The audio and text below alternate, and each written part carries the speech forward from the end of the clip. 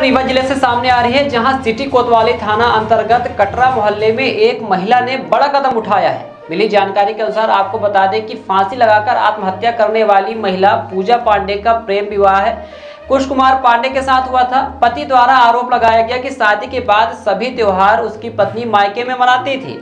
उनके बीच अक्सर लड़ाई झगड़े होते रहते थे। इस लड़ाई झगड़े की वजह है मौसेरा भाई। बताया जा रहा है कि मौसेरे भाई की वजह से लड़ाई झगड़ा होता था, जो कि कुश कुमार पांडे की पत्नी से बात करता था। 1 महीने पहले ही पत्नी 1.5 साल बाद मायके से आई, लेकिन एक बार फिर से पत्नी को मौसेरे भाई से बात करते हुए पति ने पकड़ लिया, जिस पर कहासुनी हुई। और जब पति रिपोर्ट दर्ज कराने सिटी कोतवाली थाने पहुंचा तो इधर पत्नी ने बड़ा कदम उठा लिया और फांसी लगाकर आत्महत्या कर ली।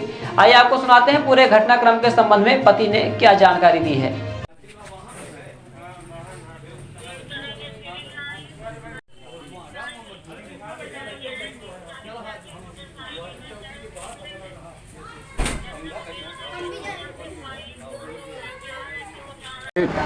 करीब 5 साल से चल रहा है।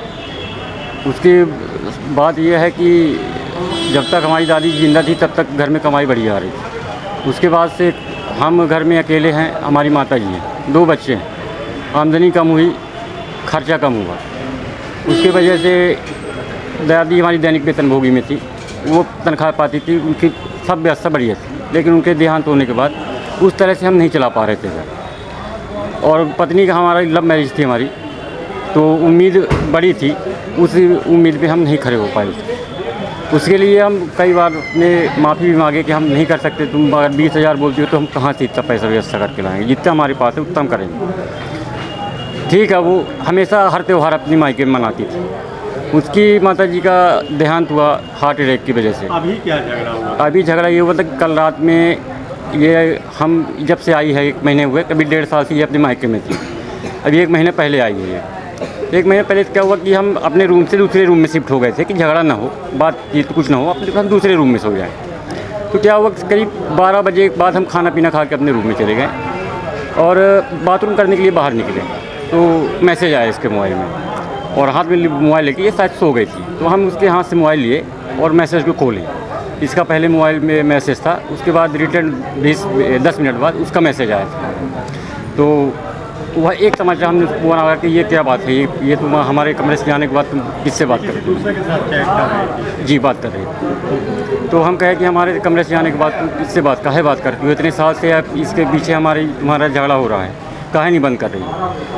तो कहीं नहीं, ऐसा कुछ नहीं है। तो हम कहीं 12:30 बजे रात की कौन सी बात है, 1 बजे रात की काहे की बात कर रही है उससे? क्या संबंध है तुम्हारा? हम कहते तुम्हारा देवर है, भाई है, कुछ भी है, तो एक टाइम है तो होता है बात करने के लिए। आज 2 साल से उसी आदमी से हम बोल रहे हैं कि इससे तुम काहे बात करती हो, ज़बरदस्ती उससे बात करती। तो उससे हमारे साथ गाली गलौज भी हुई माता राम के सामने, लेकिन मानने के लिए वो तैयार नहीं थी। न जाने क्या बात थी, क्या बात नहीं थी, वो तो हम पहले से हालांकि उसको बोल रहे थे, लेकिन हम कल उसका मैसेज वॉइस मैसेज पा गए। तो हमसे बोली कि राहुल गलती हो गई, एक बार माफ़ कर दो, दोबारा से गलती नहीं होगी। तो हमने कहा नहीं, ऐसा नहीं, हम तुम्हारे खिलाफ़ जाके शिकायत दर्ज करवाएंगे। कहा कि तू 2-3 बार पहले भी वो शिकायत धमकी दे रही थी, हम रिपोर्ट लिखा देंगे। कहा कि हम 2 केवल माता जी हम भर हैं घर में, 2 सियाने में। तो हमने कहा कि ऐसा नहीं है, कहा अगर तुम कभी जाके रिपोर्ट लिखा दी तो हम दोनों जने चले जाएंगे, इससे पहले हम जाएंगे तो तुम्हारे नाम से शिकायत दर्ज करवाएंगे। क्या कहा कि हमारे पास प्रूफ भी है, रिकॉर्डिंग है, तो हम ये जाके दिखाएँगे। हम सुबह करीब 7 बजे एक बार गए सिटी कोतवाली, तो मुंशी जी थे, उन्होंने बोला कि बेटा ऐसी बात है, तुम अभी जाओ, 10:30 बजे आना, साहब आएंगे, उनसे अपनी समस्या बताना, FIR दर्ज करवा देना। हम कहे ठीक है। 10:30 बजे हम पुणे गए, तो हमको पता नहीं था कि वो ऐसी वारदात हो जाएगी, फांसी लगा लेगा। बच्चा था साथ में, बच्चा स्कूल नहीं गया था, बच्ची स्कूल चली गई थी। हम चले गए सिटी कोतवाली। ये जो इससे बात करते थे, कौन था, जानते हो? ये हमारा मौसी का लड़का है। ये हमको पहले बात थी कि ये बात करता है, लेकिन हो गया कहे कि ये केवल इसी बात को लेकर आप लोगों के बीच विवाद होगा? जी। तो हालांकि ये भी मानने को तैयार नहीं थी और वो भी मानने के लिए तैयार नहीं था। तो हमने भी ये सोचा कि ये भाई, अब जब ये दोनों, हम चाहे उससे झगड़ा करें या उससे मारपीट करें तो हमारा कोई सुनने वाला नहीं है, इससे मारपीट करते हैं तो हमारा सुनने वाला कोई नहीं है। लेकिन हम अभी ये सोच रहे थे कि घर में शांति बनी रहे। 2-3 महीने इसकी माता जी ख़त्म हो गई, हम कहीं इसके अब मायके में कोई नहीं है, हमारी वजह से ये अब घर आ गई है, तो हम जो भी है सब भुला दें। लेकिन वो घर आने के बावजूद भी अपने आदत से नहीं बाज आ रही थी। इसलिए हम उसको बोले कि हम अब शिकायत करेंगे, लास्ट ऑप्शन हमारे पास ये बचा है, हम सब करके हार चुके हैं। तो हमको मना की कि राहुल ना करो, एक बार गलती हो गई हमसे, दोबारा नहीं करेंगे। हम कहें नहीं, और हमारी बर्दाश्त से बाहर है, हम कभी नहीं गए। जी हम ऑटो चलाते, ऑटो जी, ई रिक्शा। कल रात में मारपीट भी हुई है? जी मारपीट हुई? केवल जितनी समय उनका मैसेज देखा हूँ, एक तमाचा मारा हूँ। उसकी आंखें काली पड़ी हुई थी। जी आंखें? हाँ जी, एक तमाचा मारा हूँ, उतनी समय एक तमाचा मारा हूँ। बच्चे लोग थे साथ में वहीं पे। आप चले गए थे रूम से? जी हाँ, रूम से मैं तुरंत चला गया। उनका सुबह कैसे पाया गया इसको, कैसे कब कितने? सब फ्रेश थी, कोई दिक्कत नहीं थी। उठी ऊँची है, बेटी के लिए टिफ़िन पैक की है, बेटी चली गई स्कूल। उसके बाद 10:30 बजे हम वहाँ से जब सुबह आने के बाद, थाना से आने के बाद आए हैं, चाय पिए हैं, वो अपने रूम में बेटी की टिफ़िन बना के अपने रूम में चली गई।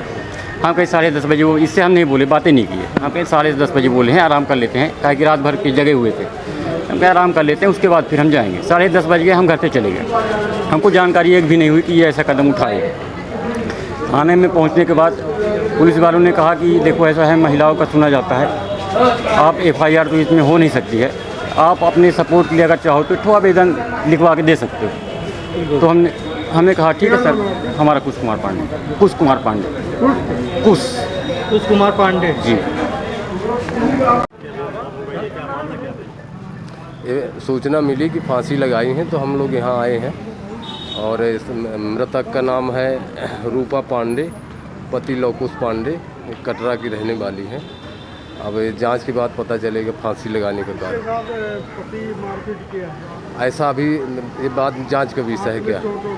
हाँ, कालापन है आँख के पास।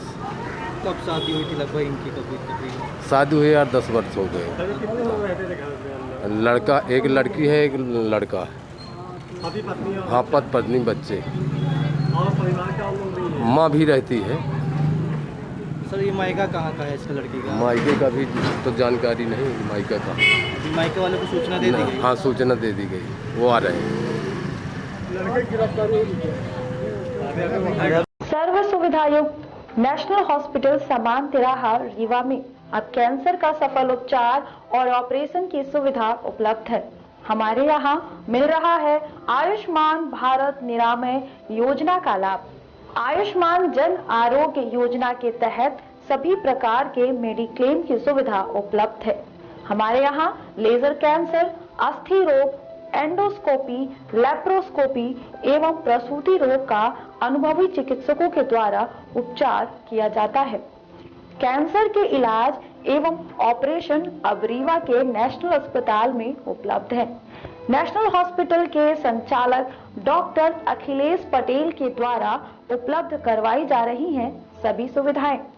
आयुष्मान से संबंधित किसी भी प्रकार की जानकारी के लिए संपर्क करें मोबाइल नंबर 9691288560 पर, या फिर संपर्क करें 7566831551 पर। हमारा पता है नेशनल हॉस्पिटल समान तिराहा रीवा। संपर्क करें 07662359974 पर, या फिर संपर्क करें 8602885990 पर।